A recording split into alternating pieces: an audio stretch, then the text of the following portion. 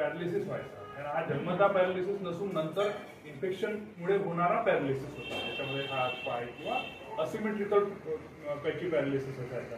तर खूप वेळा हा पोलिओ हा उपक्रम जे गव्हर्नमेंट राबवत आहे त्याच्यामुळे हा जगातला एकमेव किंवा खूप चांगल्या प्रोग्रामपैकी एक आहे की ज्याच्यामुळे एक आजार पूर्णपणे कमी होत आहे किंवा नाहीसा होण्याच्या याच्यावर आहे.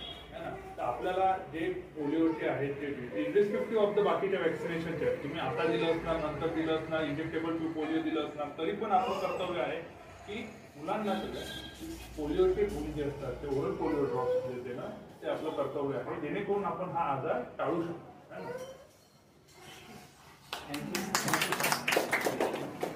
हा जो पोलिओचा आपण प्रोग्राम जे गव्हर्नमेंट घेत आहे त्याचा फायदा हा असतो की पोलिओ व्हायरसवर आपल्याला एकाच वेळेस सगळ्या ठिकाणी अटॅक करायचा. त्यानं काय होणार आहे की हा जो पोलिओ व्हायरस आहे त्याची जी चेन आहे ती ब्रेक होऊन जाणार आणि त्याच्यामुळे आपल्याला फायदा होणार की हा जो पोलिओचा प्रोग्राम आहे, जसं 2014ला पोलिओ फ्री कंट्री झालेली आहे आपली, पण आजूबाजूचे जे आपल्याला कनेक्टेड आहे जसं पाकिस्तान आपल्या तिथची काही रुग्ण येणं जाणं असतात, त्याच्यामुळे आपल्याला पुन्हा धोका होण्याची भीती आहे. मग तो धोका टाळण्यासाठी आपलं काम आहे की मग आपण शासनाला मदत करायची आणि गव्हर्नमेंटनं हा जो प्रोग्राम राबवलेला आहे पोलिओचा त्याला आपण योगदान करायचं. तर तुमचं सगळ्यांचं हेच कर्तव्य आहे की तुमचे मित्र मैत्रिणी आजूबाजूला त्यांना सगळ्यांना सांगायचं जा 0 ते 5 वर्षाखाली जे आणि पोलिओचा ड्रॉप घ्या आणि शासनाला मदत.